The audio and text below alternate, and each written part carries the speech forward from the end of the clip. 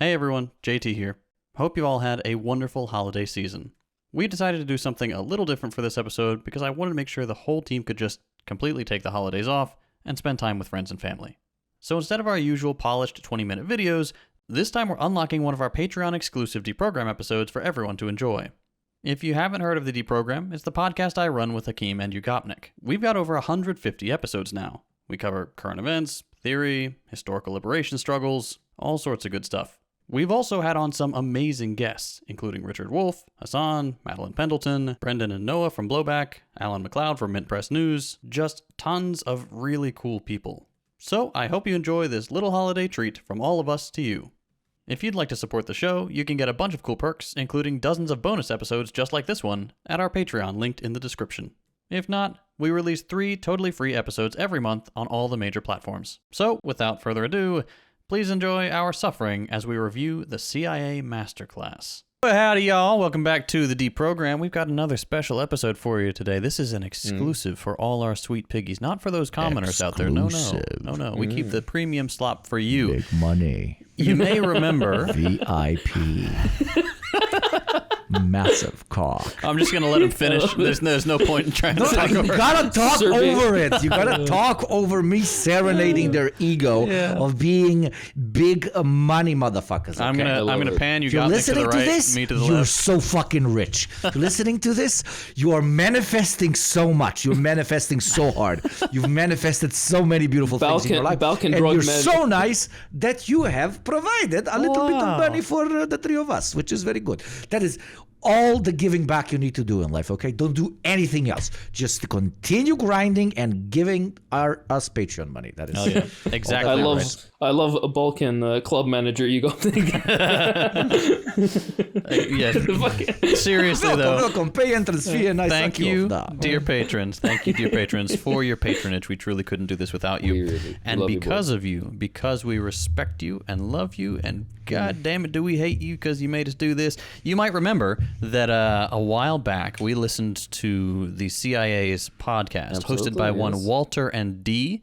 How do you remember their fucking names? They live rent free in my head. Walter and D, the spokespeople. Walter and D. Get the fuck out, Walter! Get the fuck out! Imagine Mitch Whiting, Walter and D are sent after us. Please, An elite hit The squad. gang of the programs, Walter. The program. Yeah. Walter D and Mitch Whiting are the program. Walter and D are waiting in their debriefing room, and Mitch opens the door, and they're like, "Is that Mitch Whiting?"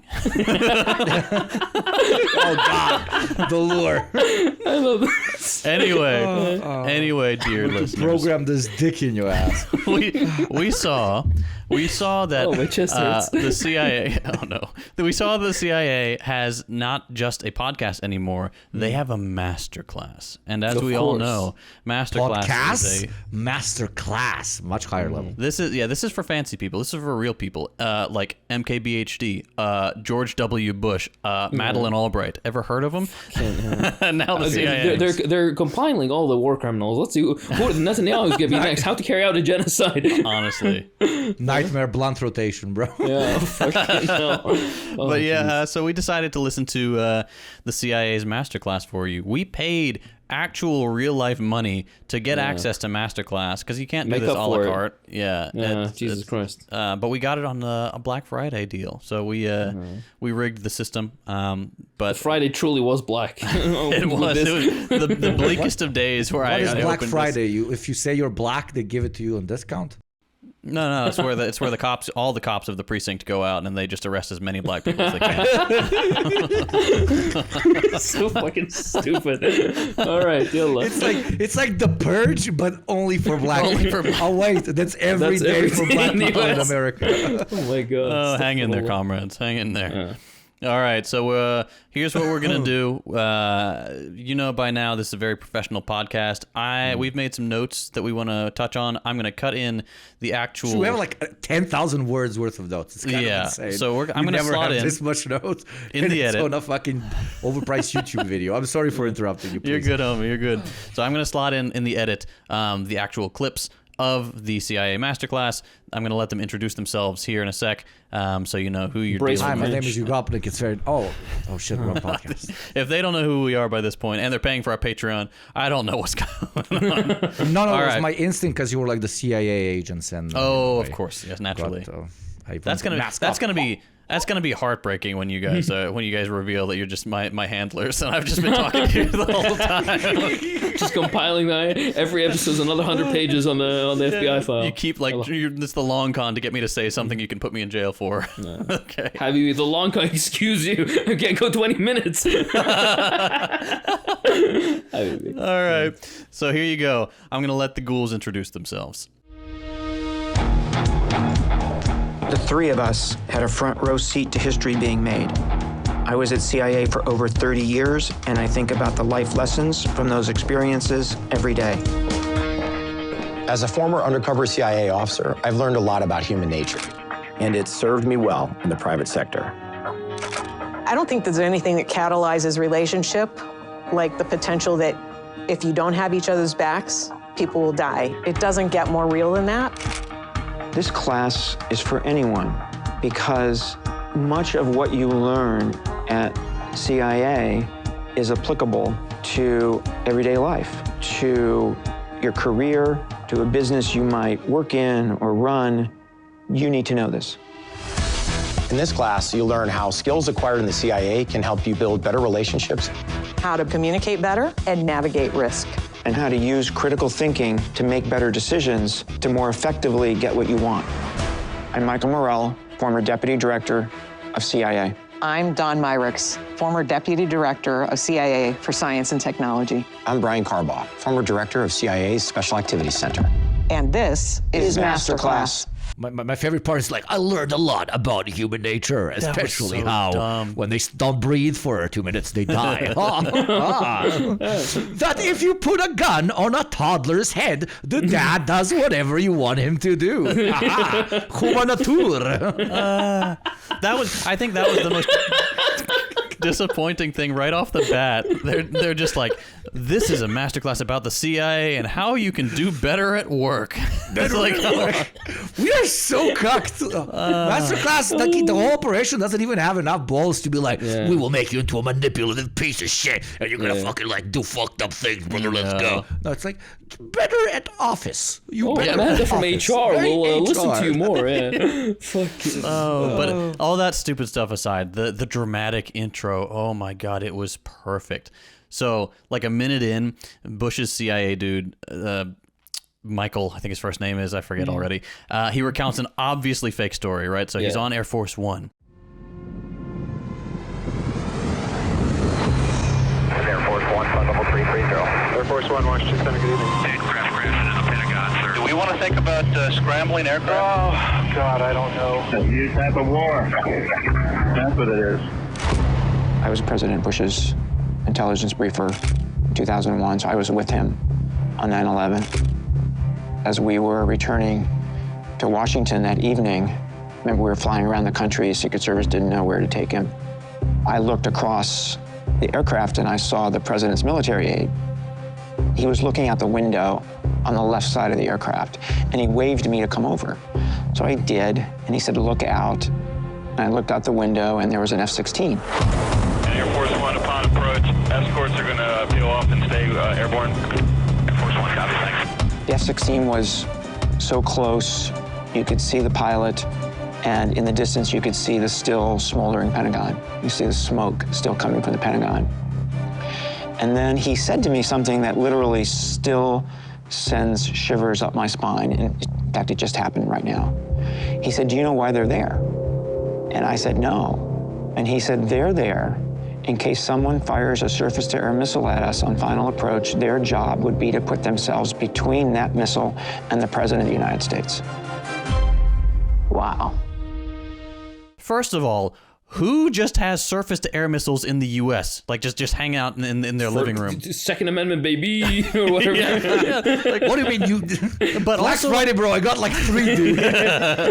and some mines. I got some bouncing Bettys from World War II. No. Exactly right. But also, like, surely the F-16 would either shoot down the missile or deploy countermeasures, right? There's no need why he wouldn't like block it. How is he going to put this thing? I'm taking manual control to like fly it into a moving missile. It's such a stupid. And two things that irritate me about this. Number one, like the guy would have to maneuver.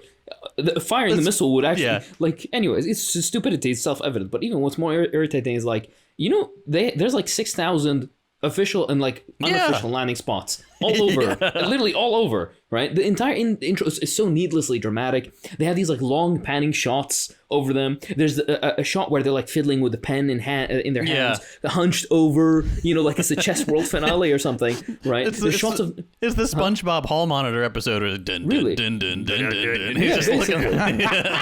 I mean, there's, I think, 3 shots of them just walking up and down hallways, just random fucking hallways, corridors. They have these stupid, like the top buttons unbutton other suits, like, we're hard-boiled, but we know how to let loose. It's fucking... Oh my god. The corridors of power, we walk through them, we fly through them, we goon. when I saw the F-16s, I was gonna goon, brother. I matter in life, for there is a pilot that would give his life for mine.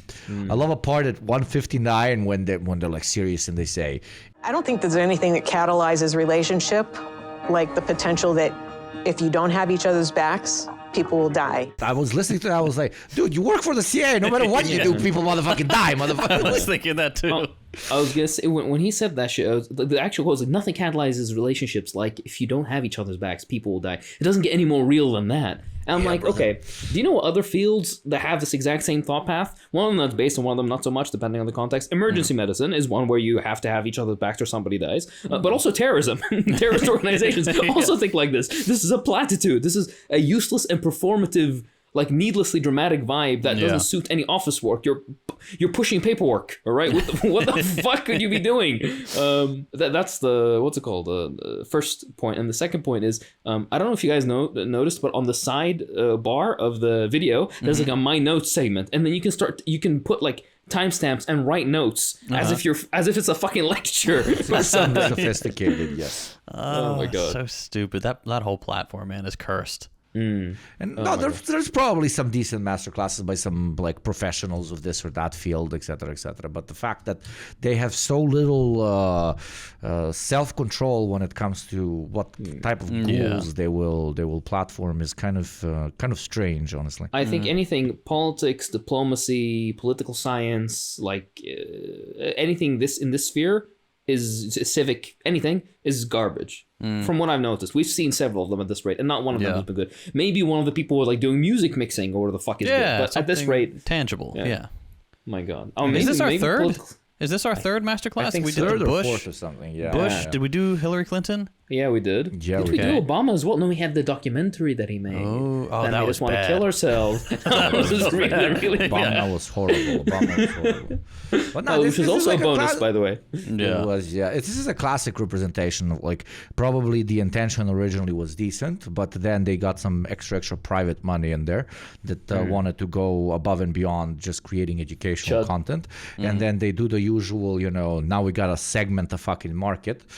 Sure, we targeted artists, which I believe was in the beginning, like very much so stuff like music, drawing, painting, writing, literature, writing, etc., etc. But then they're like, we gotta grow this thing, and the only thing that this model, business hour, what you got, like this model allows is pretty much you branching out and trying to find newer audiences, and they branched out by quite literally creating new content.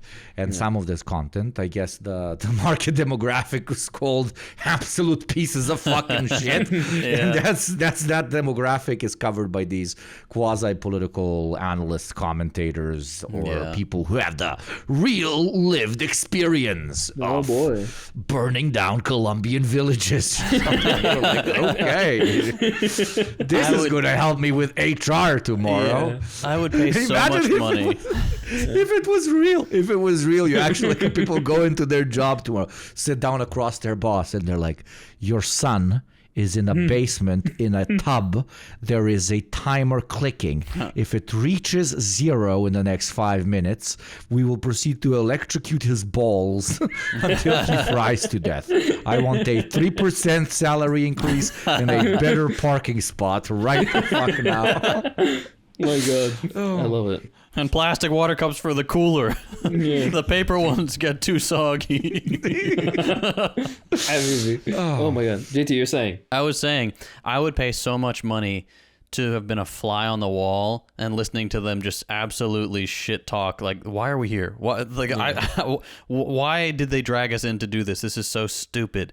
Like, these people have no respect for the Masterclass stuff they're doing. That's Look, I was gonna one little bit that is I kind of find it funny that they said it outright. I don't know, maybe you boys missed it. They say at the end of this little segment at the beginning, well, by the way, we're just 2 minutes in the beginning of the segment, they say literally, oh, you'll learn critical thinking from the CIA. The implication being that the target audience, the American public, lacks critical thinking, which I mean, maybe, sure, but like, you don't have to be so blatant with admitting it.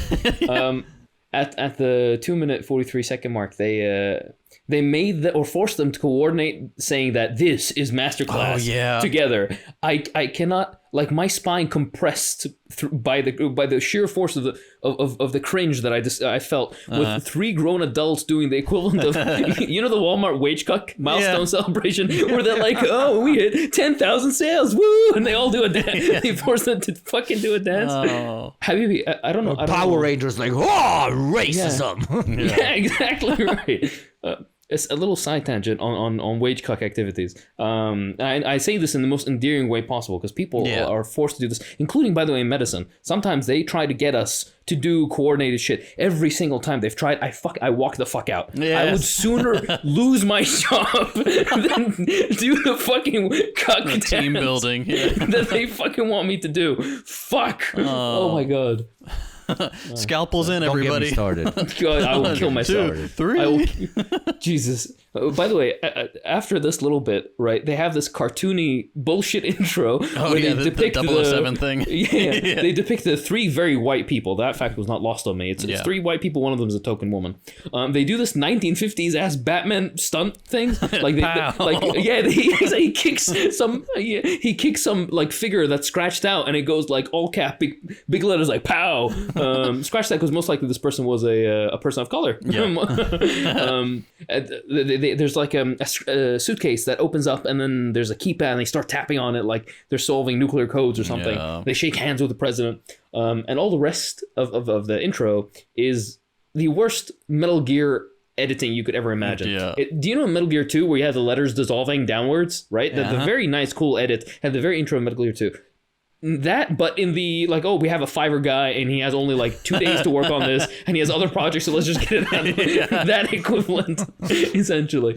And they do that throughout the thing, though, because they've got those little animated interludes, but they also, like, their stock footage choices are so cringe. I'm like, I've used all of these. I know those come from story blocks. You just put a filter on it. There's one where it's a woman sitting in an HR office in a very nice glass office where you see the city behind her, and some guy walks in and is like, oh, hey, and he puts some papers down on the thing, and they put this fucking blue filter on the footage for some reason to make it look like clandestine. I'm like, she's wearing a pencil skirt. The guy is in a button down. What the fuck are you doing? Or the classic room filled with displays everywhere. We have 100 displays. The more displays you have, the more professional and intelligence agency you are. So bad. At the 3-minute mark or so, they say something which is a objective lie. They lie frequently throughout this, by the way, but this is the first objective lie that they make. The reason CIA was created was because the United States government had all the information it needed to know that the Japanese were going to attack Pearl Harbor, but nobody was there to put it all together. So President Truman wanted an organization to do just that. An agency dedicated to analyzing intelligence. This is actually bullshit. There is some evidence to indicate that the United States did know that Pearl Harbor was gonna happen and let it happen because it was like a justification for joining the war, which was at that point unpopular with the American public. But not to get into all that stuff. There was an agency an intelligence agency that existed since the early 40s that did compile all this information, and that is the OSS. So they're full of shit. Truman was not like, oh, I need an agency now. We don't have anything. The OSS existed, and before that, there were other agencies that existed. I don't know why they said this. This is a lie that they did not need to say. They wanted to leave out that the OSS was a Nazi headhunting unit, not headhunting as in like scalping them, like like the Tarantino movie, Inglourious Bastards, but headhunting as like, hey, these guys are really good at rockets. Let's hire them and bring them to NASA. Exactly that was their original job. I love it. Yeah, yeah. And afterwards, at like the 4-minute mark, he says like intelligence analysis is not like connecting dots. It's different. It's like connecting a puzzle, which is the same fucking thing, dude. Like what? I was genuinely, I rewinded. I was like, am I fucking missing something? Then he goes on to explain what they do, and it's, I mean, him specifically, like respectfully, but processing information and making sure you combine a report that is relatively relevant and truthful, which is, well, the job of every analyst of any industry ever. Yeah. Like, this is what business analysts do. This is what data analysts do of all stripes and types. They just, don't do it to enemy states, individuals, or political movements. Yeah. Oh, and they don't try to make it sound badass because it's not. It's fascinating-ish, but come on, it's pure nerd shit, bro. Exactly right. And this like coming from someone with a background in like documentary interviewing, this was absolutely fed to them. Like we need a pithy, an easy explanation for what you do and make it sound cool. And he's like, what do you mean? What the hell are you talking about? And like, say it's like a puzzle. It's like, okay. And then he bullshitted for 3 minutes. No. They told him, say it's like connecting dots. And he was like, no. It's not like connecting dots. It's much more complicated. It's like, connecting a puzzle. Exactly Stupid. Right. Which, by the way, not to be that guy, but the people when I was in the psych ward, and the people were very, very, very on very heavy meds and very affected by the psychiatric disease, and I put many variables there to emphasize without explaining in too much detail. Yeah. Those people, to keep them from hurting themselves or just being asleep all the time, so they have at least some waking hours of activity, they would be given the CIA. they would be given 1,000-piece puzzles to put together so that they have some mental stimulation until the medications fully take effect, and then we can reduce them so they're not as sedated the entire time. This guy basically is explaining how psychiatric ward patients are treated, and he's like, oh no, but this is a high 5D chess we're doing here, boys. Oh my god. Yeah, so that guy, I forget his name, the young guy, the younger guy, not Michael, the other one, but he's the one that at around 6 minutes in, he explains the type of person we're dealing with here, because in the podcast, it was, spokespeople. Homie here says, When I joined the Central Intelligence Agency, I joined what was then known as Ground Branch. These are the people who carry out unique special operations around the world as part of presidentially directed covert action. All of the officers who join Ground Branch as operators will join the CIA as paramilitary operations officers, which means they bring with them then unique skills that they have acquired throughout service in special operations units in the active duty U.S. military. For me, that was the Marine Corps. So unique operations, covert action. We got one of the people you typically think of directed. These fucking personal guard, bro. These are like the assassins. These are the people who go and do the really evil shit. So ex-military, trained to sabotage, murder, bug, destabilize, etc. So on the one hand, very, very gross. But on the other, at least it's not Walter and D, the bean counters. Oh my god, we need a shitting on Walter and D counter just to fucking... In the strangest way, when I saw him, I was like, okay, this might be relatively interesting. Yeah. Because the other two are like, hey, we got you like... two of the office guys from the CIA headquarters. Yeah. Here's a watch that translates things from the lady, and then here's reams of data that I compiled for you from the other guy. My god. Yeah, and then you have the assassin guy who you think would at least be cool, but no, he's just a generic white dude. Yeah. Very boring to listen to, but the difference is that this guy's an actual, like a literal terrorist. Yeah. He carries out clandestine paramilitary operations in other countries, resulting in death, destruction of infrastructure, kidnapping, torture, all the rest of it. So this guy's a little... and you would think that's bad. Now, somehow, he became worse. He works for corporations. Yes, he moved to the private sector. Yeah. No, he hold on. commits terrorism on his own mind every morning. Don't you dare touch the corporate. is- I have an entire segment I've written about this guy and his fucking businesses. Oh, go just off. you wait. Go off. No. We'll hold it off for a bit when it's relevant. But this guy, he himself goes on a whole tangent on how cool and great the CIA is at training its people to acquire sensitive data from its marks or whatever the stupid fucking words that they use. Talking about it's a science, ooh, such a big deal. And then in the end, you know how he summarizes, he's like, oh, if someone has information that can help you, cultivate a relationship with that person. You're my friend, right? As he puts on the nipple waterboard clamps. them. Exactly. Blow up their wife's car. Exactly. My God. Like, my favorite part about it was like, if he talks about, oh, you need to cultivate a relationship to get information. Yeah. And first of all, no fucking shit. And second of all, he's very manipulative about it because he doesn't say you have to really care about these people. And then the other guy, the boring Michael dude, he's like, oh no, but you have to actually care. You have to develop a relationship. This guy's like, no, like pretend you care so that you can get information. I like to think we have a good friendship going, right? As he's cranking the needle on the battery, like, bzzz. Yeah, exactly right. Yeah.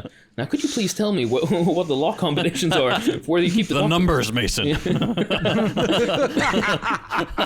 Look, after this bombshell illustration, they have a roundtable discussion like there's some fucking like there's super spies, and these genius minds they come together to tell you that if you want to cultivate a relationship with somebody, you need to spend time with them. Yeah.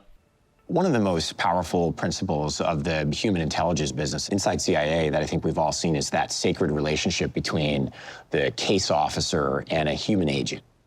Integral to that is the sense of trust and confidence that has to be implicit in that relationship.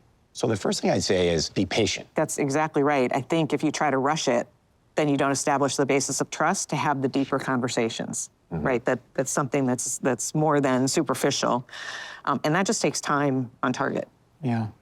And you really need to get to know them, right? And the only way to do that is take that time and ask a lot of questions. And listen really hard. Yes. I still teach a leadership course for the CIA.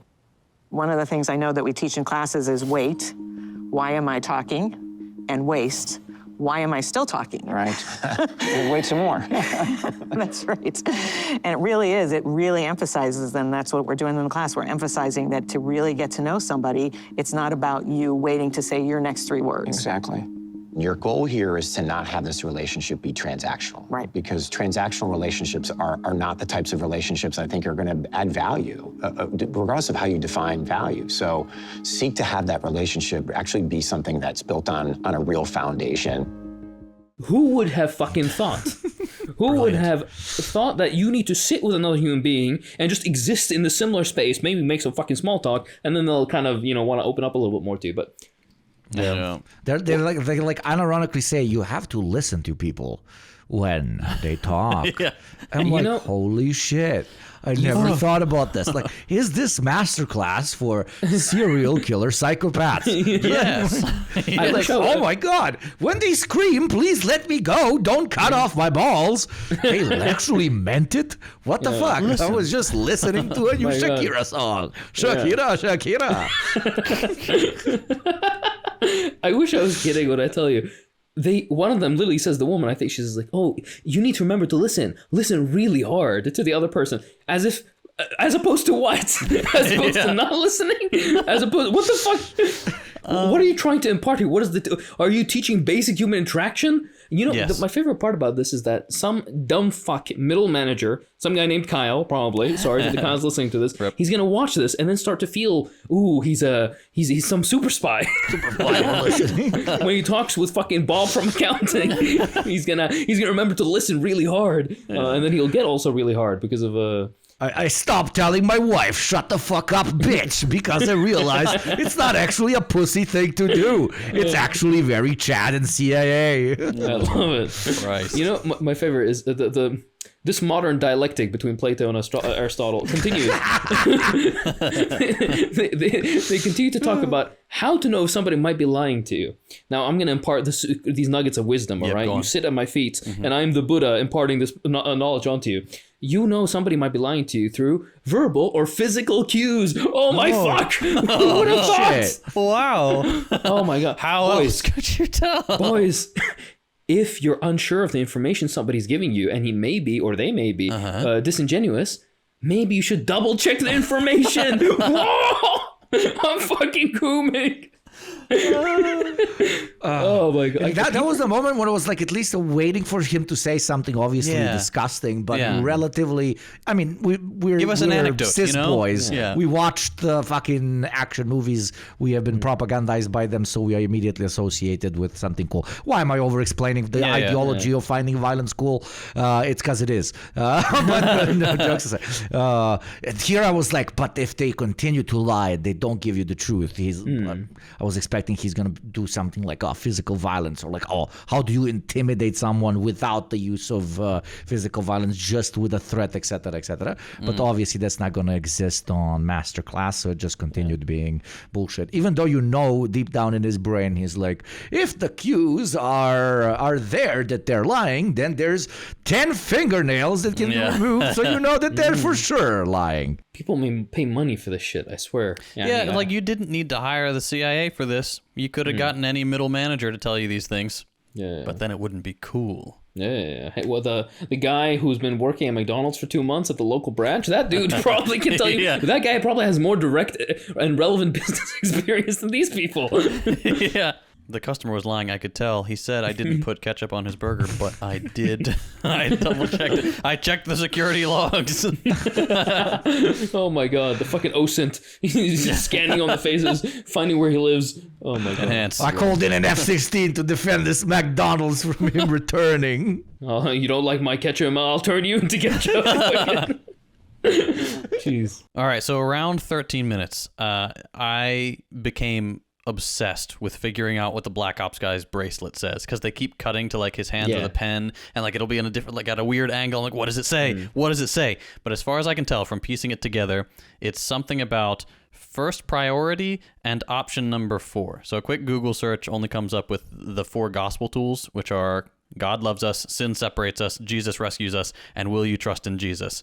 Which, I mean, it's a little on the nose to have a mercenary for the Empire so obviously display a faith that is antithetical to his career, but also like that's very par for the course for American evil. Like, let's just say I'm a God-fearing American patriot, and then then do the opposite of 65, 70, 75% of the population will immediately salute and start crying. Thank you for your service. But imagine like these guys that, for example, have like a cross tattooed on their hand, or wear something like this, and like literally their POV is their arms around some poor fucking guy that's just defending his village, or just happened to be in the road while the convoy is passing, and he's looking at the cross and everything it symbolizes, or reading the whatever 4 gospels on his fucking thing, and he just continues doing it, and he doesn't afterwards like remove the tattoo or the bracelet, nor does he stop because he looks at the bracelet and gets reminded of, I don't know, a very basic fucking idea of don't murder a motherfucker. Like, so like it's extra cringe to me when they take such like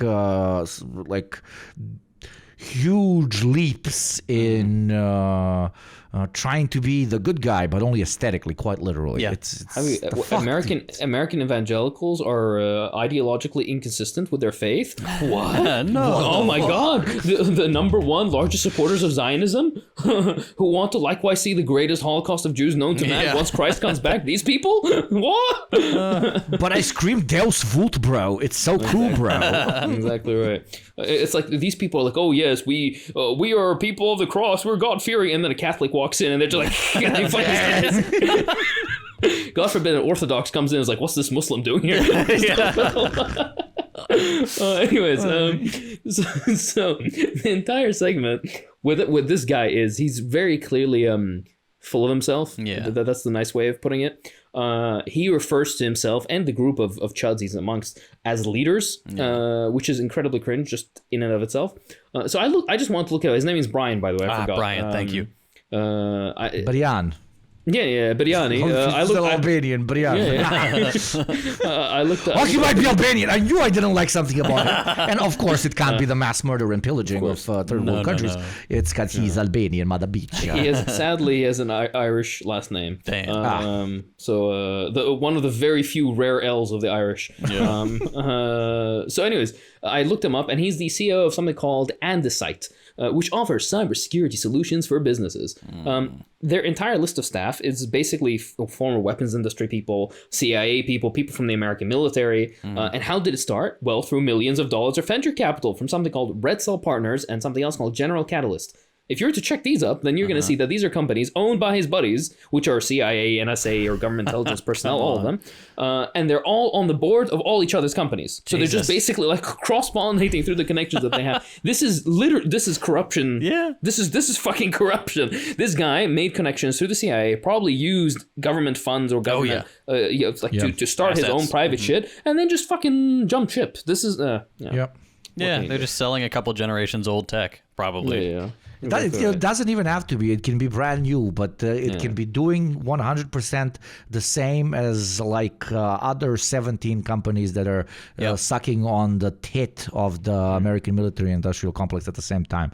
Because there's so much fucking money involved that it's so easy, relatively easy to get a contract with these guys. And it's literally 100% for sure you're going to get a contract with these guys if you have an ex-military, or God forbid, if you're that good that you have people from like the intelligence community working for you, it's immediate contract. And funny enough, I worked in a relatively similar industry, and they would pay you 10x. I'm saying 10x already on insanely high salaries for ex-military guys, high-ranking ones, of course, that get to come in. It's like you instantly become a millionaire just for switching sides. But people say, "Oh, it's not switching sides. It's still an American company. It's still an American." But it is unironically, even like we had a rant about this a few episodes ago. No, it is switching sides. If you are a God-fearing American patriot that loves the flag and the eagle, etc., and then you go work for a company that is literally siphoning money away from your great army, etc., that is fucking treason. Like from the most reactionary, even from the most reactionary perspective of patriotism, that is also fucking treason. So I don't know. And capital is inherently anti-patriotic in that way, because it's international by design. That's one of the mistakes of the third positionists, where they go far right, where they have the smallest kernel of appropriate analysis, and then they draw ridiculous conclusions from it. But that's where that kind of thought originates. But I do agree, and that's why you see the stuff with like immigration, like anti-immigration stuff. It's not the immigrants stealing jobs; it's your domestic capitalists deciding to hire immigrants because it's cheaper. They're the ones who are fucking unpatriotic. The immigrants are just like you have the wrong enemy. Right, but then we're talking class solidarity. We fucking beating this horse to death. Started to jerky at this point. I was gonna say what the fuck was I gonna such a high tech and innovative and connected in and like forward seeing cybersecurity solutions for a guy who works for an intelligence agency that couldn't figure out that fucking Afghanistan was collapsing underneath their direct. This guy was placed, and he was a CIA asset in Afghanistan. Yeah. And the fucking collapse this is a guy who failed at his job. And he's getting like $50 million in contracts, venture capital contracts. Jesus, yani, fuck, a tenth of that. Imagine. Give it to us. Imagine what we could do. Jesus Christ. Oh. But it gets better, though, dear listener. It gets better, because this is the part, about 15 minutes in, once they've done their whole introductory spiel and stuff, they get to the best titles of the whole thing. I almost had an aneurysm. So they have, every time they change topics, there's, like the briefcase opens up and there's the screen that says the title of the next section. So this one, the one that comes up about 15 minutes in, is Imposter Syndrome. I screamed, boy. I was like, they're doing intersectional small bean war crimes. Yeah. It's literally the meme, they say the next one will be sent by a woman. I was genuinely shocked that they did this, but yeah. It was so good. Guys, it was really tough on me to be the only woman in the room in formal science. They told her to say this shit 10,000 100%. Nah, she looks like the type that actually believes it. I don't know. Okay, Kind of smells like it. I've worked in my life across like university and my professional life, particularly in medicine. I've worked with women that I can't even describe as brilliant. They go beyond brilliant. Like these are incredible minds that I've worked with, and not one single one of these ladies. I've many of them. My own overseeing physician who's like in charge of all my like specialization and whatnot is one of these fantastic, fabulously intelligent women. And we sit and we talk about these things openly. Not one of these people has mentioned anything about imposter syndrome. No, they let the balls hang. They fucking know if you ate that much shit to get to that point in life, you know what you're worth and you know what you're doing. I'm sure there are some women, just like there are some men who feel imposter syndrome, but this fucking woman for sure does not. And I'll tell you why. I'm not going to mention now because again, of course I agree. She doesn't feel imposter syndrome. I meant she actually believes the fact that there is female representation in the little American Gestapo is a very good thing. That's what she's a liberal piece of shit, of course. She's a ghoul. But my favorite thing is it's so incredibly and clearly shoehorned in, right? This is so clearly like, just like say this shit, and then she does like a little face, and you're supposed to be like, oh my gosh, I'm so proud of my little war criminal. You're committing war crimes. My god! I mean, they ran that ad campaign, right? The "You Can Do It, Mija" one. The one that was taken down. I love it. I love it. That was taken down. Blasted. Yeah. They do the whole liberal identity politics nonsense. Always, the American government has really gotten into this at this point, which is very annoying. They even mentioned, this many positions in the CIA is now occupied by women. Woohoo! But don't you realize that anybody who's a fan of the CIA is most likely a thoroughly reactionary chud? Yeah. Right. If anybody has any modicum of like introspection or critical thinking ability, they would realize the shit that you're doing is fundamentally wrong unless they have a directly vested interest in everything the CIA does. Right. That's the only way that, fuck. That's why they're pivoting so hard with the image issue, because they're most likely having a difficult time hiring exceptional professionals who at the same time lack so much emotional intelligence that they would be ready to work for, as I said, the literal American Gestapo. But I don't know, Hakeem, I don't know about you, but I love it when the PSYOP toppling my government was organized by somebody who does not have a cock. Exactly. But what if a different type of fucking that I'm experiencing. Yeah. But what if the democratically elected leader being overthrown is a woman? Now see, this is when a movable object. What do we do? No, but it is unironically, it's extra progressive. Okay, it is showing us that you can have the entirety of the market of psyops and overthrows completely dominated by different women who are now competing. No man is involved. We don't need men even when we're overthrowing and toppling governments. You get what I mean? So what you're telling me is we need either, this is going to be an arms race of identity politics where we start electing trans people of color as trans women of color as the leadership of our socialist governments, of course. And then afterwards, the CIA will counter with trans women of color agents. Exactly. And we'll have to figure out what the next stage of identity politics and what will become of the men. I'm a men's rights activist now. What will become of the cis men? Shut the fuck up. That's the point. We get to chill. We finally get to chill. I'm no longer a men's rights advocate. Everybody was like, "Ooh, we want rights. We want you go. I want to have a beer belly and fall asleep in the park." All right. Moving on, we'll continue with Dawn. That's this lady's name. She's sharply dressed. I will say she looks CIA. Like she looks the part. Real dapper, but she describes herself as Q, the gadget in disguise character from the Bond series. That was my cringe moment. That was my like shivering. That one didn't seem that cringe to me. It's like I guess maybe that's me as an American. Everything has to be pop culturized, so it's like, oh, okay, she's Q. Like when Iran says, like, what can we strike? Spider. We can't strike Spider-Man or SpongeBob. That's one of the best clapbacks of all time. But anyway, like we were talking about with Brian. This is another one that was, genuinely moved the needle for evil here. She's the one to thank for bugged phones, secret recordings, agents changing appearance so they can't be tracked after they murder somebody. Integral part of the machinery of American espionage and meddling. The funny bit about it is that they like to pretend that this is their work. The fancy James Bond stuff. But the vast majority of what they've done the past 20 years has just been drug running, passing weapons on to terrorist organizations, failed coups where their agents get rounded up like the dogs that they are, from the Congo to Venezuela and Bolivia. Like it's China. China. Oh, I love it. Oh my God, it's like we don't have any agents left. Alhamdulillah. Oh my God, G. Yes. Well done. I'm so close, G, please. But anyways, the Black Ops guy, Bryant or whatever his name was, he says that he was deployed to the Middle East and Europe, of course, the singular region, the Middle East and Europe. I was trying to figure out where that might have been. It's like, where in Europe, my guy? Yeah, exactly right. Where he had to, and I quote, take on a whole new look and persona. Why? Because he was deployed to Afghanistan at some point, and for some reason they think that they try to consistently paint everything as high stakes when it doesn't need to be.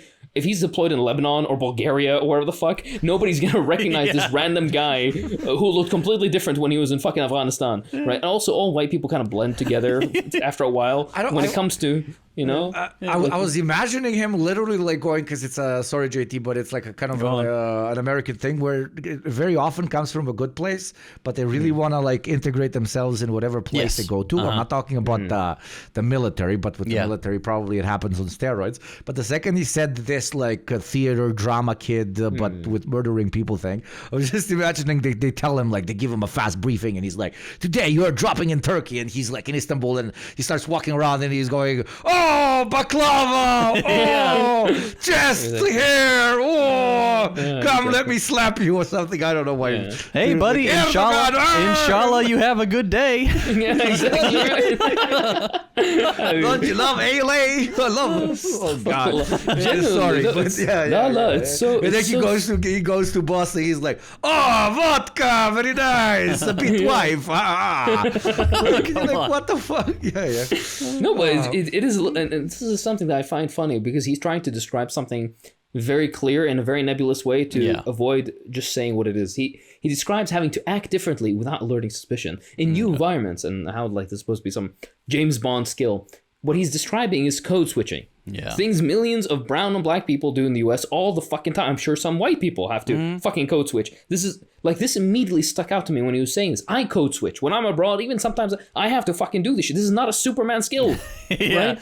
Anytime I'm talking to neighbors around here, like, or in Texas, I immediately get a little bit more Southern. Like, it's not like I've got a very flat American accent. It's not. It's just what people do. Yeah, it's not. You're not some super spy. But he's acting like, you need to know where you get your haircut. I'm like, okay, motherfucker, like, oh wow, that one on that street, fuck me. The Superman fucking James Bond work you had to just fuck off. Jesus Christ, it's so. I just wanted to hear an actual story. I wanted to hear why he was wearing a disguise in Europe. Like, I wanted to know who he was there to, what corporate goon he was there to kill. I was gonna say every single example they gave was a failure. By the way, have you guys noticed this? Every single example they gave in the thing was a failed project, except destroying Iraq. That one was successful, but all the other ones were failures. Oh, no, but that one they did by accident. Ooh, but we'll talk about that. Oh God, part. Yeah. So moving on and still talking about the imposter syndrome. This is like, 4 minutes into that segment. They really talked a lot about imposter syndrome. One of them was like, considering that I was an actual imposter when I was undercover, it's kind of funny that I've struggled with imposter syndrome in my life. How did I get selected for this team? If they only knew, like, how did I get here? Yeah. For anybody who feels like they're in over their head, right, has imposter syndrome, realize that we all did. We all did. For me, in different circumstances where I felt the need to kind of try to push through that imposter syndrome, whether it was during the time that I was serving undercover in the CIA or now in the private sector, what I learned is the importance of owning it. Like, be confident, believe in yourself. Have that positive self-talk where you're reassuring yourself all along that this is working, this is actually who you are, to put yourself really in that moment and have the confidence. Exactly. It gave me imposter syndrome. I was like, what the fuck am I doing with life? Why am I watching a fucking The CIA guy talk about Masterclass. imposter syndrome on Masterclass? I could be grinding. We're a podcast. But the dude was like, don't worry, we all felt that way. You just got to tell yourself this is who you really are. It's like, yeah, you are that guy. You are the assassin. You are the spy trying to get people to betray their countrymen for a shiny reward. It's like, it's kind of sad in a way. It's like, they're all like, yeah, I had imposter syndrome when I started. I felt, I had to justify myself what I was doing. I didn't really had an feel like a internal moral child killer. compass. I didn't really feel like I wanted to torture. But then, you know what? I looked myself in the eye and I realized I had my Venom Snake moment with the man who sold the world playing in the background, and I tore those balls right off. I started gouging eyes. I started waterboarding. And I got a medal for it, and I can't sleep at night. I was sitting in the back of my house watching my children while I was barbecuing, and I was like, maybe the killing of those children is justified because this is what earns us the freedom to do what we do every day as Americans. Then I drink my whiskey and start beating my kids because the screams don't stop. I literally stopped watching it yesterday. I wanted to, like, with my girlfriend, we both like just looked at each other and we wanted to stop. There's on Sky, or it was on Paramount, there was this show called it's still running, a new season just came out. It's called Lionesses. Oh yeah, that looks like dog shit. Female only special forces. And the first season was relatively interesting. Obviously it's propaganda but on steroids. But if you don't take yourself that serious, you get some relatively interesting scenes of special forces doing epic crazy shit. And yesterday there was an episode where, like, for the first time her daughter realizes what she does, and she asks her, why do you do what you do, put your life at risk and like don't spend any time with us, your kids or your husband, and the mom is like, back in the day, my grandpa, your great grandpa, came here from the Dominican Republic.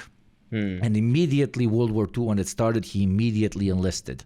And when I asked, what my dad asked him was, why did you do that? Like, this wasn't your country. You just came here. What the fuck? And he said, I just learned English. I don't want to have to learn German as well. No. Which is relatively deep-ish. It's like, okay, he's adapting to empire. That's why he needed to move. He doesn't care which, like, Westerners control the world. He's just like, these are mine. This is why I'm doing it. And talk about, I genuinely don't think it was intentional, but talk about the show missing the point, in my opinion. Or, no, the character missing the point. She looks her daughter in the eye and she says, that's why I do it, so you don't have to learn Russian or Chinese.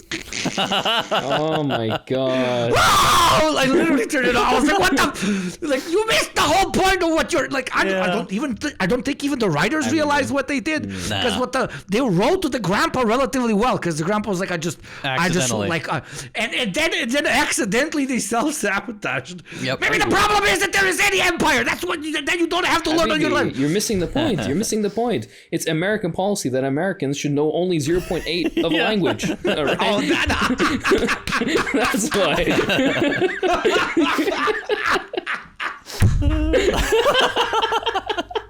You're missing out, audio listeners. You're missing out. Oh, dude, fucking. Oh. I love that was so good, bro. Oh god. You know, I need to tell you something. Anti-Americanism is the foundation of my essence. If I see an American flag flutter in a movie, I walk out. I don't stand for any of this shit. So that's what, and that serves me well, because you got me had a fucking aneurysm. You got a fucking aneurysm right now, and I get to save myself. I get this anger. I coast. I'm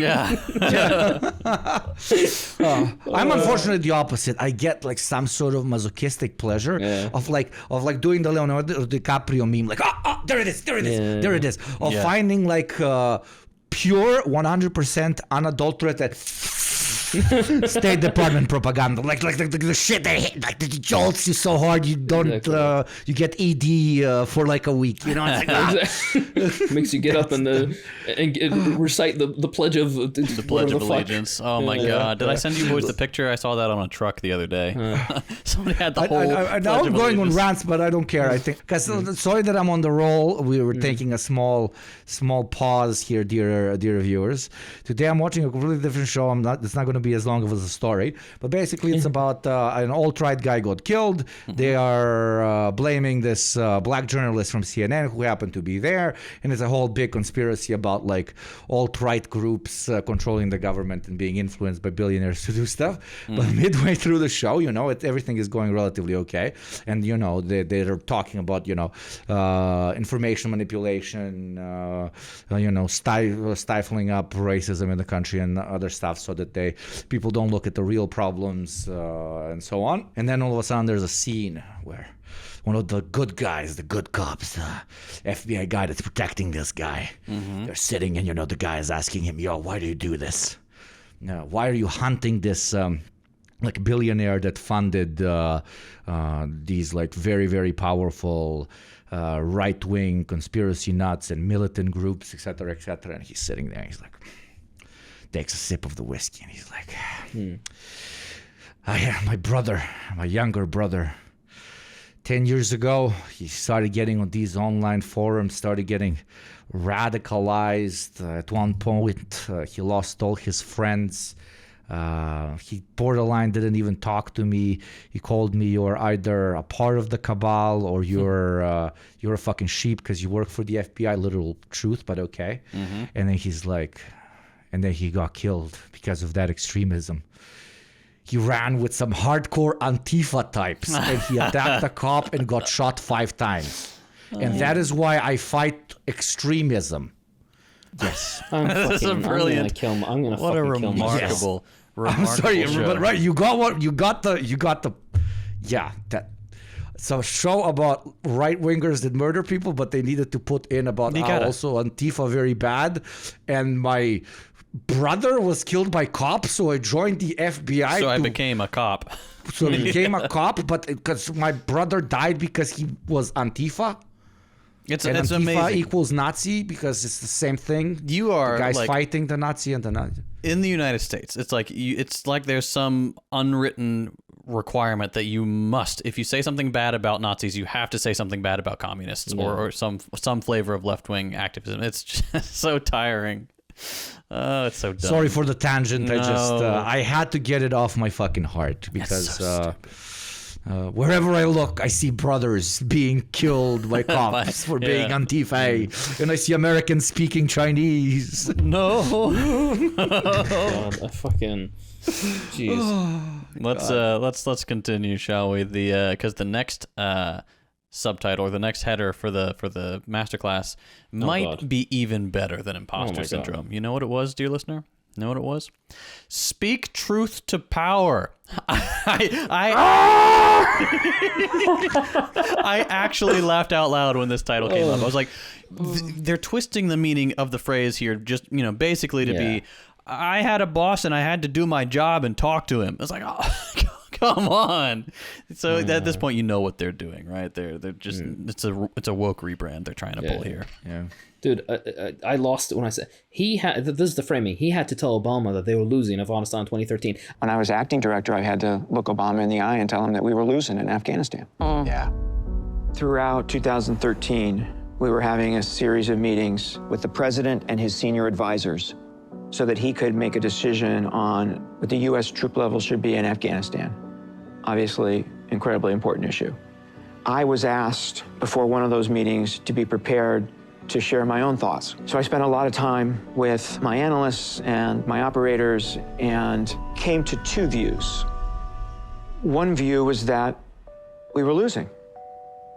That since the Taliban reemerged in 2005, 2006, that we had steadily lost ground to them. A fucking blind leper could have told you that in 2002, all right? Let alone 2013, all right? Of course, after making the military-industrial complex insanely rich, I wonder, is that by design? Perchance, perhaps. But the only credit to this guy is he's the first American guy that I've ever seen that pronounces Taliban correctly. He doesn't say as Taliban. Taliban, he tries to say, and he's still not 100% correct is what he's trying to say, but it's better. It's an attempt, yeah. Hey, it's an attempt. Then he says, and I quote, "It takes courage to not be swayed by the president of the U.S. or the chairman of the Joint Chiefs of Staff or whatever the fuck." I'm at a loss. Are you trying to come off as pathetic? This is your job. Yeah. Have you ever? I've had many different jobs. I've never had a fucking problem telling them to their face, you're fucking wrong. I disagree with what you're doing. Or this, I don't think we should follow this course of action. Be a little bit more polite and gentle about it. But still, who gives a fuck if it's would you have any... I would have no issue telling Obama that he's a fucking cuck to his face. I don't care. Who gives a fuck? It was Obama. Let me draw a strike. Obama. Oh my god. No, but like there is like I'm overthinking it obviously, but maybe it was a dog whistle to an extent. I don't think they're smart enough to do it. But speak truth to power, like literally work for power and tell power what it needs to do so that it stays in power. That is the CIA. That is the CIA. Said that way, with that context, that actually is the CIA. But the mother of irony, if it's not meant in that way, and of course it's not fucking meant in that way. I don't think these men have read a single fucking line of poetry in their whole life, because if they did, maybe a little bit of a spark of a soul might start up in that old fucking tractor house they call a body. But anyways, speaking truth to power when you literally work for an institution that is the definition of power and you are stopping anybody else from ever being able to reach that power is truly speaking to power. You have to think you have to think your viewers are absolute morons to have titles like these and not expect them to see right through it. But hey, I don't know. I think that they're that brainwashed. I genuinely, I don't even think that, I don't know. I think they believe what they're saying. The lady and the analyst guy, not the fucking mass murderer for sure. Yeah. But he's. I mean, that takes a particular type of person. The people who hold the guns, you know what you're dealing with. But some of the bean counters and stuff, those are often true believers, which is kind of sad. I don't know which one is worse. Yeah, true. Yeah, that's true. Very, very true. Censor that one. Yeah, you got it. But you might think that that's the last of the woke rebrand, but no. The next header was kill myself. Genuinely, I can't take it. How to create a safe space for challenging authority. Yeah. The CIA. CIA. We're just conscientious workers doing our best in a progressive, inclusive war crimes division. Come on, guys. My God. Challenging authority, my ass. My favorite part, of course, this is the same people. Safe space for challenging authority. Is that what they did to Allende? Yeah. Was that safe space? Bombing the presidential palace. Anyways, there's this bit where the U.S. is so progressive, not hierarchical, like these other silly, evil countries. And they're talking about their allies. They're talking about their allies. They're like, all these other fucking countries, they don't know shit. They fucking suck. They're talking about European countries that are just spitting on all of their allies and vassals. Exactly right. But also, are we forgetting that this is the organization that runs tortured black sites all over the world? Apparently, we forgot. Yeah, apparently, yeah. Nobody's buying the woke shit. You're a reactionary organization. Just own that. Just be a reactionary organization. People will at least fucking respect you more. Which is so funny because that's what they said in the imposter syndrome bit. They literally said, you need to own it. Be who you are. This is your job. And then the whole time they're just waffling about what their job actually is. It's very silly. Exceptionally. It's the new age open collaborative office space which has entered the intelligence community, and to an extent, I don't know, you guys find it exceptionally cringe. I find it kind of beautiful. Hey sir, may I speak freely? Of course you may. We are a flat hierarchy here. Thank you, sir. I believe we should drone strike this facility, sir. Thank you for your valuable input, sir. But there are children. Exactly right. Yes. Indeed, that is why we're striking. Thank you for voicing your concerns. We will jot them down and it will be delivered to HR at your next sector or whatever quarterly evaluation meeting. Here is a gold star to put on your phone as a sign of appreciation for me as your boss. Every gold star is 10 children. Oh God. Yes, yeah. You are a proactive mass murderer. I mean, a very proactive work ethic, sir. Thank you very much. Bobby over there is prestiged 3 times. Bobby, he's got the gold skins on his guns. So this by the way, we're half an hour into this fucking bullshit. Oh my God. And he says we're an hour into this bullshit. You mean the actual episode? Sorry. No, the actual episode. We're half an hour into it. Yeah. And this. Michael says Bush was concerned that terrorist groups would get their hands on WMDs and that they detonate a nuke in New York City. So 9/11 happens. President Bush is deeply concerned about another attack. The United States government says you should be on alert because new terror attacks could come at any moment. President Bush is deeply concerned about terrorists getting their hands on weapons of mass destruction. Nothing could be worse, right, than a nuclear weapon going off in New York City. In Iraq, we had a government that had relationships with terrorist groups, and also once had weapons of mass destruction, had a chemical weapons program, actually used chemical weapons against the Iranians and against their own people. President Bush, deeply concerned that Iraq could give its weapons of mass destruction that we thought they had to al-Qaeda. Look, if that was true, they would never in a million, the United States never in a million years would go on the offensive and attack aimlessly. The United States has proven itself to be a rabid animal that only understands force every single time real force is, like, every time real force posture is taken with the US, they actually develop some level of reason, at least enough not to do anything stupid like, I don't know, like the nukes and the DPRK. They haven't invaded and destroyed North Korea because they have fucking nukes, right? Yeah. If terrorists could actually threaten the United States and be like, oh, we're going to detonate a nuke in New York City, they would do their utmost to fucking, like de-escalate and go on talks and whatever. Anyways, he then mentions Iraq, and he says, oh, Iraq had terrorist connections with terrorist groups and had WMDs, which are both proven lies, of course. Lying to the American public again into this, even though this is like common knowledge. Like, for the people who need to know this, Iraq relentlessly suppressed al-Qaeda affiliates and abandoned, very incorrectly in my opinion, this was a very incorrect policy decision, abandoned peaceful nuclear energy generation development in the 80s after the Israelis illegally struck it. And it was called terrorism on the world stage and was highly condemned at the time. But of course, Israel is a rogue nation. They can do whatever the fuck they want because Big Daddy US will protect them from any consequences.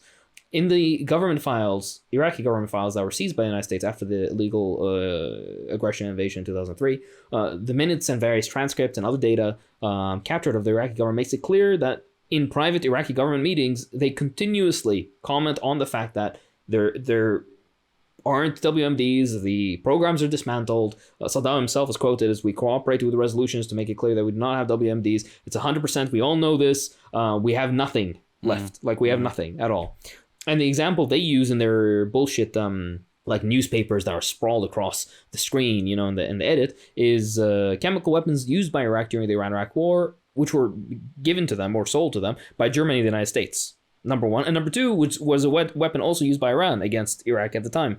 So it was something that was happening in between both countries. And the United States was the one fucking selling this shit to Iraq. And then he keeps trying to convince the audience in this preliminary bit that the CIA and intelligence community and the United States government genuinely believed that the Iraqi government, a secular and Arab socialist government deeply opposed to the Salafi jihadi ideology of Al-Qaeda, was somehow in cahoots with the same, terrorist groups, when in fact our prisons were filled with nothing but these types back in pre-2003. Look, it's Arabs or Arabs, that's what we believe. Exactly right, yeah. Ragheads or Hajis or whatever the fuck. Yeah. This is delusional thinking meant to lie to the audience and skirt the real reason for the illegal aggression against and the invasion of Iraq. But then in the end, he finally admits, that we were wrong. Oopsie daisy. Yeah. Oh my gosh, we didn't look at the intelligence. Like, millions of fucking people died, you piece of shit. This is not fun. Hard. You can't oopsie daisy this shit. Yeah. Right? You can't. Could you oopsie daisy the Holocaust? Anyways, he never mentions, by the way, the central reason of the weapons of mass destruction nonsense, which was AIPAC lobbying and Israeli lies about Iraq having weapons of mass destruction, and that's because Iraq was a conventional military threat, not a nuclear one, but a conventional military threat to Israel, and Israel couldn't stand that, and that's why they basically mobilized their American overlords through lobbying and illegal bribes to American government. To pass forward this illegal war. If Iraq didn't hurt either, exactly right, of course. If Iraq did have weapons of mass destruction, specifically nuclear weapons, just like Libya, just like Sudan, just like Yemen, just like Afghanistan, we would be like the DPRK. We would be a regular country, minding our own business, having our future in our hands, have our control of our own natural resources, and the United States would be posturing and threatening and whatnot, but they would never fucking do so much as fire a single bullet because they know they fucking can't, right? It equalizes the field. It's like the dude is actually doing the pitch that the Iraq War was a genuine mistake. Ooh, we made mistakey. Ooh, we had a bias. Ooh, little baby make mistakey so-so-y. But like to be like as cold-blooded about it as possible, it's a very interesting approach. For a long time, they were denying they lied because they wanted imperialism, conquest, and war. Then they admitted they lied. Now they're saying it was, just a mistake as a mechanism to push the attitude that it was all for pillaging and conquest away. As resident PR guy, I find it to be a fascinating bend, continuing this quasi-woke whatever image push they've been going for throughout this whole episode and throughout the last like half a decade. Honest mistakes are to be forgiven. We made a mistake. We are so sorry. By the way, please don't ask us to pay reparations to Iraq. Please, little baby, very sorry, so you don't get mad at us. I don't know.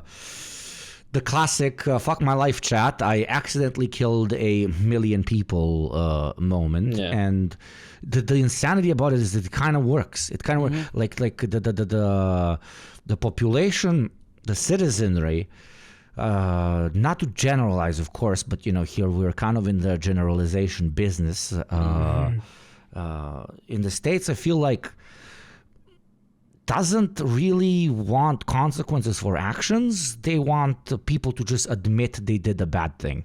And afterwards, everything, like your hands are cleaned. Because deep down inside, and I'm sorry if this is a bit hard, but deep down inside, that's how you clean your own hands of it as well. Yeah, a lot of this section was about like contrition, like being contrite, hanging your head, accepting the flogging, whatever. Like the Bush guy says he was number There's no 3. flogging. That's the thing, well, exactly. It'll come in the afterlife. Don't worry. This man will be carried by his fucking toenails. But that is the persona they want to put forward here, right? On this platform that they have. So he says, he's number 3 in the analytic chain of command when Bush made the decision to invade Iraq, and then he does the whole spiel with the dramatic music leading up to it. Colin Powell said this and this and this. Dramatic pause. Music stops, and you're like, oh shit, is he actually going to say we lied? And then no, he says we decided to invade Iraq on faulty data.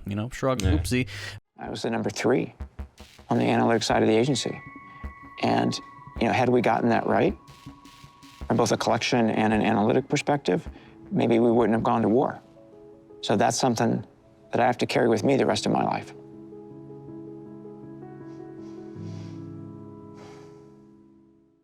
Maybe we wouldn't have gone to war, and that's something he has to live with for the rest of his life. Then there's the somber pause and the nods from the others. This is the moment where they are accepting responsibility from an honest mistake. Oopsie, 1 million people are dead, like you guys said. That's not an honest mistake, right? It's well known that they lied. It was false pretenses that we went into Iraq. And also, you're saying this shit 20 years later when your career is over and there's no risk. It is literally the same thing as Bush with his fucking paintings, right? I feel so bad. I'm haunted by these kids. I'm gonna paint them as I coalesce in my old age home. Nah. Yeah, it's stupid. It's insulting, and I know this is performative bullshit. I know you don't care. Convalescent. I'm stupid. Yeah, it's okay, Habibi. 0.8% of a language over here. Exactly right. Yeah, see, as evidence. But I was gonna say the further thing is he goes on to say the hardest thing for an analyst to understand are the intentions of a foreign leader, which is a cancerous obfuscation of the real reasoning for American actions. Turns out we were wrong. Turns out Saddam Hussein, the leader of Iraq, the dictator of Iraq, did not have weapons of mass destruction. He did not have chemical weapons. He did not have biological weapons. He was not reconstituting his nuclear weapons program. We thought all 3 of those things. We were wrong for 2 reasons. One, the hardest thing for an analyst to understand are the intentions of a foreign leader. Really, the only way to get those intentions, to know what they're really thinking, to know what they're planning, is to have a spy in the room with them. We didn't have that. Nobody talks about that, by the way. The United States and its intelligence community and its leadership do not want to understand what other countries are communicating and their leadership is trying to do and whatnot, even though those signals that they're sending are very clear. They want them to listen as the United States orders. That's what the rule-based order is. They make the rules and you fucking follow the orders. That's it, right? Yeah. He mentions like, oh, you have to have a spy in the room with them, or just fucking diplomacy. Literally everything Iraq did, they told you. Iraq telegraphed clearly to the entire world every single fucking thing they did. Same with the DPRK, by the way. Same with Libya. Same with every fucking. This is such a stupid statement. And then, of course, they even mentioned later that when Saddam was interrogated after he was captured, he clearly displayed more confidence in the CIA and their abilities to have correct intelligence. Yeah. I thought you guys were smart. Yeah, exactly. It's like, you guys are fucking... Oh, my God. Jesus, that's the true torture that fucking man had to experience being Anyways, there was even a part where they say that Saddam Hussein had more confidence in them finding out what was actually happening on the ground than what they actually thought was happening on the ground. That's why I guess everybody should have a fucking direct dial phone to Washington D.C. just so you call them and you're like, yo, I'm not trying to start a war, because apparently these dudes will use any pretense intentionally or just because they're so fucking incompetent as shit. But unfortunately, the rest of us pay for said incompetency. But at 3205, he has a rant on confirmation bias, which I don't know. This might be the most dishonest part of the whole video. One of the most pernicious analytic biases is called confirmation bias. So you've come to a judgment already, and then you interpret new information through the filter of that initial judgment being right, rather than putting it through a filter that I'm open-minded here to changing my judgment. You're literally working for an intelligence agency. Like, creating confirmation bias for the masses is what you do. And you know very well that that's what you do. You literally stay in your job position if you confirm whatever your president has as a bias. You build consent for aggressive foreign policy through confirmation bias. You define what the bias of the masses becomes by looking at all potentialities. You are a living service to literally creating bias. I'm sorry that I'm repeating myself. You're just giving out excuses with literal therapy speak. So I don't know. I'm having a bit of a midlife crisis. Yes, me, Gopnik, in 2024 has just been a therapy speak gaslit by a psychopath working for the CIA on a website called Masterclass. What a time to be alive, especially for you listening to it on a show called The Deprogram by 3 communists. The sentence I just said was not supposed to ever be said out loud, yet here we are. Hey, you want more brain rot? Towards the end of the episode, our officers are at physical risk, so we're pretty good at thinking about those risks and when to take them, how to mitigate them.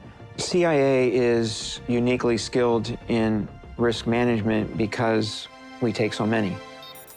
He says the CIA is uniquely skilled at risk management because we take so many risks. Ever heard of the Bay of Pigs? Or is this why the U.S. is toying with nuclear annihilation with Russia? Have you seen this? The dickhead U.S. head of command, or what the fuck, they said that they'd win a nuclear confrontation with Russia and approve more crazy shit for Ukraine. The day after Russia demonstrated that they have a hypersonic missile capable of having 36 different nuclear warheads on it, delivered in just a few minutes to every major urban center within the United States, with no way of defending it, by the way. The United States does not have a system that can detect or defend against this missile as of now.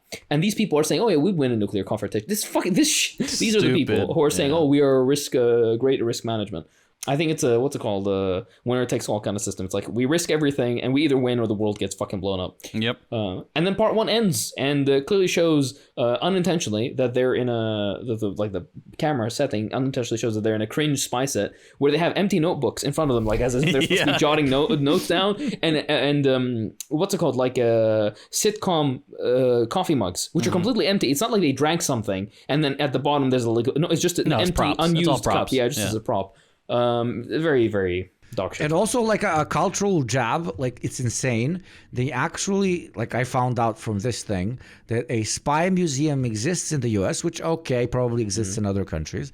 But there you can play a game where you are LARPing to be a CIA analyst, talking to Obamne, and you get to decide real time whether you would allow him to do like some special military operation or whatever, or not. Capture Osama bin Laden. Osama bin Laden. I was like, whoa. You literally get to press the war crimes button, like or war crimes. Yeah. I love it. And by the way, you think that's bad? I don't know if you know. In Brussels, there's a European Union Museum of Ideology or something. I don't know if you've ever been there. Oh no. Yeah, I've had the pleasure of visiting this. Oh no! I've had a pleasure of visiting Museum of this. Ideology. It's like I don't remember. It's like the university, a museum of political theories, political or something. thought, or some shit. But it's a EU funded. It's right by the EU Parliament, right? It's fucking huge. And I went into that, and I was like, let's just see how liberal this can get. You would have no. If we got together trying to make a more liberal, we would fail. If we tried to intentionally trying to make it worse. Right? They had, by the way, I'll give you. They had a section about the Holodomor that was bigger than the Holocaust section. That's how that's how bad. Half of it, literally half the museum was just like, oh, communism bad. Yeah. Here's a shoe from communist Poland. Oh, the terror. And then afterwards, next to it is like, oh yeah, and by the way, the Americans were so great. No mention of like Operation Gladio. No mention of the secret NATO armies. No mention of the illegal rigging of elections. They just like, oh no, and Europe just transitioned to democracy. Western Does it have a section of like the negatives of capitalism? No, nothing. Not a thing. It's literally just nothing. It's a liberal fucking. It's supposed to be a thing where you have free. And by the way, it's all fucking free entry if I remember correctly. And it's supposed to be like these groups. I remember when I went there on my own. I just saw like this huge line, and it's school groups from all across Europe. You can tell it's like, oh, these are French, and these are German, and these are fucking Italian or whatever. And they just shuffle these fucking kids in to like ideologically mold them. And I'm like, to brand you know the them, meme of the meme of Soviet propaganda being very heavy-handed and transparent. Yeah. Nowhere have I ever. I'm very thoroughly entrenched and I've exposed myself to so much of Soviet production of all kinds, right? Music and theory and literature and movies and everything else, right? I have never seen anything as blatantly ideologically and lazy ideological projection as the shit the EU produces, and specifically this is crystallized in this one fucking thing. We'll go maybe inshallah one day. Field trip. We'll go together. And because Brussels is a lovely city, but we can go there all together, and we'll fucking go to this shit. And hopefully they'll all film me, because we're gonna. Oh my God. I might do like that Serbian war criminal who's like, this is poison. And then he drinks out the hate. I'll do right. We go to episode 500. The Deprogram commits suicide in the Ideology Museum in Brussels. Jesus Christ. Hell yeah. Oh, fuck. Got that whole thing. Oh, son of a bitch, dude. Okay. That's funny. All right. So moving on to the second episode. By the way, there are only 2 episodes in what is called a Masterclass. This is, you expect, a college course's worth of information. This is the most generic thing, and it's like an hour, 15 minutes total, something like that. They really had to fucking. It's like the last bit of the toothpaste when you start rolling it up. It's really squeezing. That's literally what they fucking did for this. The second part isn't even like a 40. It's a 28-minute segment. Let's the first talk part about the movies. Yeah. The movies. God. Yeah. Which one's your favorite one? Oh, so please tell me. Anyway, so they talk about the 3 missions of the CIA, and the first 2 boring. Who cares? The third part of the CIA's mission is the CIA can be called upon by the president to carry out specific types of covert action around the world. The president decides that for policy reasons, he wants the CIA to undertake a set of activities that have a policy outcome. So that's separate from the first 2 missions, which are understanding the world. That third mission, covert action, is actually trying to change the world. Covert action is actually trying to change the world. Oh my gosh. Jesus Christ. Undemocratic change pushed from a top on unsuspecting imperial periphery nations. Yeah. They just want to develop on their own lives. No. Rules-based come order, don't you forget. And then the CIA class. Why did you, or maybe you don't remember, Habibi, the fact that in the editing for part 2, they show like the different kind of espionage and whatnot that they're doing. And when he's talking about one of the influences of how to influence, is like, creating like documents. And they show you create a passport. That was like, that's fucking. I made a note of that. And I forgot to read it, and it's like, surely it's like someone on the editing team is having a bit of fun there. They can't resist suggesting CIA involvement there, but man, that's a little on the nose. When it comes to clandestine intelligence gathering technologists, analysts, and operators intersect and interact with each other. Case officers in operations, which was part of the organization that Brian ran, are responsible for recruiting and handling spies. Their information fed into the analytic product, which Michael led. The role of the science and technology organization at the agency, which I ran, is to do all of the cool stuff that case officers and assets use for communications, for disguise, for manufactured documents, or anything that you needed in order to get into and out of a place that you weren't supposed to be without being spotted. It really was.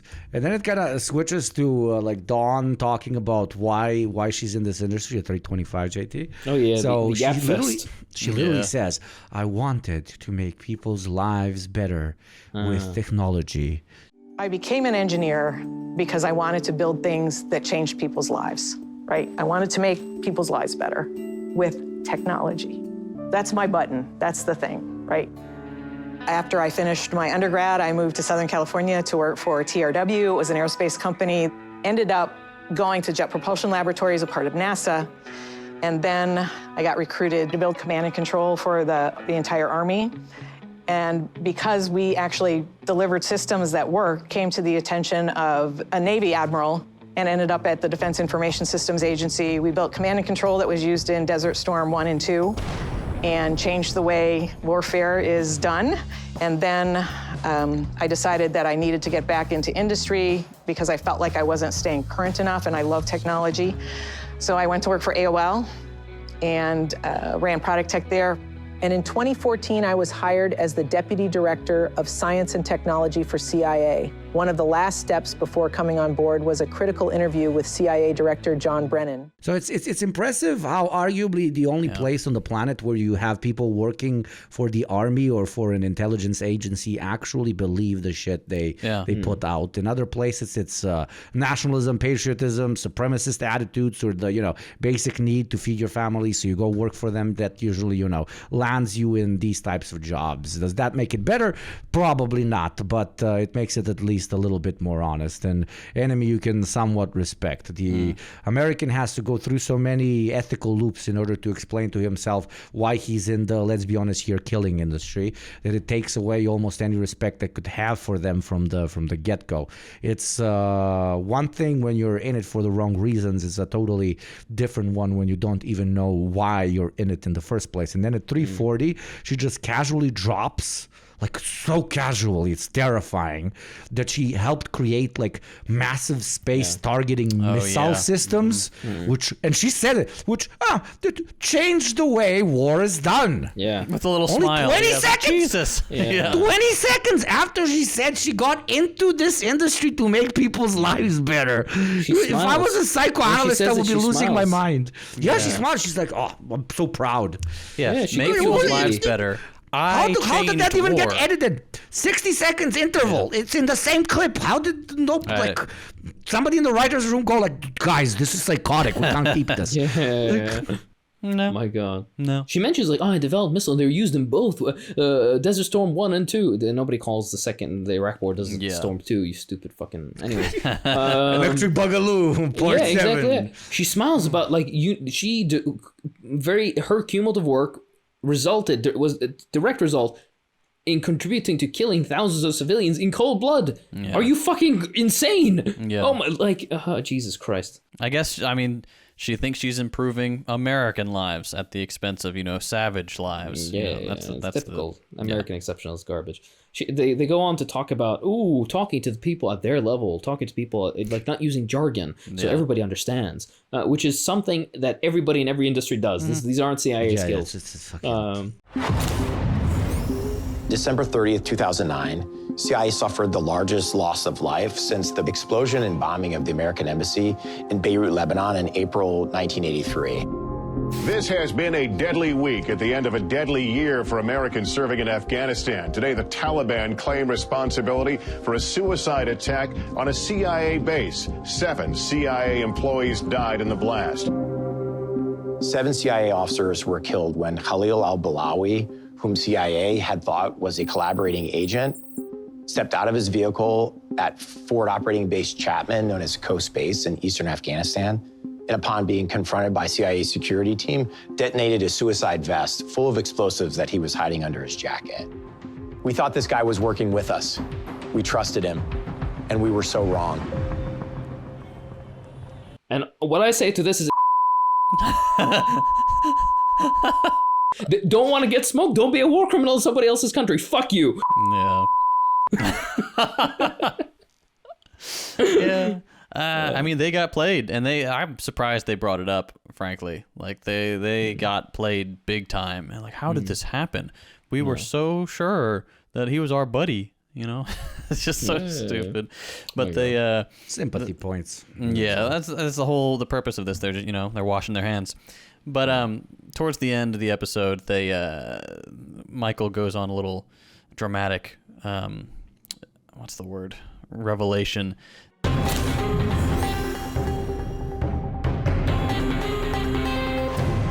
The CIA just recently declassified the fact that I went on 2 secret missions to North Korea in 2012 at the request of President Obama to put a policy proposal on the table that would have fundamentally changed the relationship between the United States and North Korea. I have not spoken about this in public before. Keep in mind, the U.S. has never had diplomatic relations with North Korea, which is what made these missions so unique. The proposal was for North Korea to freeze its nuclear weapons program in return for significant engagement with the United States. And so what was at stake in these conversations was North Korea continuing to enhance the capability and quantity of its nuclear weapons program and its intercontinental ballistic missiles that are capable of bringing a nuclear weapon to the United States. Like, my guy, what did you expect the outcome would be there? Why do you think the DPRK is the way that it is? It's like, you guys genocided the entire population. 20% of the population of died. Koreans. Yeah. And you think they want Funko Pops? Yeah. You want them to stop producing the means by which they can defend themselves against your your aircraft carrier to the south. Yeah. In exchange for kind of feel Pop-Tarts? a little bit of his tone that he kind of knew that this was not going to go anywhere because he is an analyst and he understood why the DPRK is the way it is, especially when it comes to its relationship to the U.S. So he was like, oh, it's great that we did diplomacy. It felt like he was proud because it was one of the rare moments in his career when they tried to do something that's relatively Where millions normal. of people didn't die. Where they were like, oh, maybe we talk. Yeah. And try to figure this thing out, That's a good point. Yeah. He says something he continues to lie in the segment. He says, oh, the DPRK believes the U.S. wants to invade and destroy the country. Destroy North Korea, they mean. And he's like, oh, this is absolutely not true. No, there's no indication of this. But this is what they believe, and we have to meet them at what they believe. I'm like, this is bullshit, right? Yeah. This dumb fuck is framing this as some unreasonable assumption, admitting that he was the reason Iraq got destroyed for similar bullshit hunches from his so-called intelligence team. And again, not to, like Syria, Afghanistan, Sudan, Libya. What more examples do you need? This is not mentioning the 20% of the population that's been killed. There's millions of people. Not mentioning the sanctions. Not mentioning the constant military threats. The DPRK has been exceedingly generous in their diplomatic outreach with the U.S., offering to stop nuclear testing in return for an American promise. American promise not to attack the DPRK as a first step to a bigger deal. And a fucking American promise is not worth the paper it's written on, for fuck's sake. Ask Native Americans about the broken treaties. That aside, though, the U.S. ignored this all branch, and none of this is mentioned. He said he went in 2012. The DPRK made that offer in 2011, so this was concurrent to the shit that he's talking about. But he doesn't even fucking mention it, right? It's very, very nonsense. And then in the end, he's like, oh, empathy. Oh, you can't fake caring. A bunch of nonsense from a criminal organization. You can very much fake caring. You're doing it right now. This is a lie. That's the literally US does all your the time. job, you freaks. Yeah. The U.S. does it all the time about the territorial integrity of Ukraine. You don't give a fuck about the territorial integrity of my asshole. You don't fucking care about anything. In the end, by the way, this ends. This is the end of the episode. It's way worse, the second episode, because half of it, or more than half of it, is talking about like cartoons and movies and shit and be like, oh, we don't have gadgets like that. Tee. It's very just stupid. use gun or knife. What the fuck? Right. We use sarin gas. Sarin gas. To immobilize literal infants. Never in my life have I used an exploding conch shell. Yeah, exactly right. Like, We have grenade. Yeah, fuck. I didn't learn anything. They have nothing to teach. This is a stupid gimmick. They could probably teach you real CIA shit, assassinating democratically elected leaders, sabotaging industry, torture, or the more stuff like info analysis. But you can learn that fucking anywhere. There's probably an Indian guy who was making YouTube videos on this, and it's far better than what the fuck these people can teach you. Yeah. What I don't understand, and this is the kind of concluding point, how can anybody pay for this? How could anybody see this and be like, oh, you know what, I need to get in on this. I need to get ahead on the, I don't know, fucking, what's a regular white guy name? What's a regular white guy name? Give me a regular white guy name. Ted in accounting. I need to get one over. So I'm gonna, stupid. Yeah, I mean, joke's on us, though, because we paid for it. Yeah. We're those schmucks. Yeah, we're. I mean, if the people aren't, this is content for you, for the people listening. Okay, thank you so much for supporting us, because this is the only reason we would even have the energy, the ability to look at something like this. We love you all. Thank you so much for your support. Thank you for all your nice comments and lovely art and support on the Patreon, of course. The lovely things that we discuss and have fun with on the Habib chats, which we had one right before this episode, and it was absolutely fabulous and fantastic. And we love all our Habibis. If you want to upgrade your tier, then you might get some extra content, which now is like 40 bonus episodes or something. It's a lot. Something like that. It's a ridiculous amount of content, and it's all fucking banger. The Obama episode, the Obama documentary one, we tore it to shreds. And this is like a third as painful, this one, as the Obama one was. So do go give that a look. But with all that being said, thank you again for all your support. This has been the Deprogram. I'm Hakeem. I'm JT. I'm Yugopnik, and I speak truth to power. Go kill infants.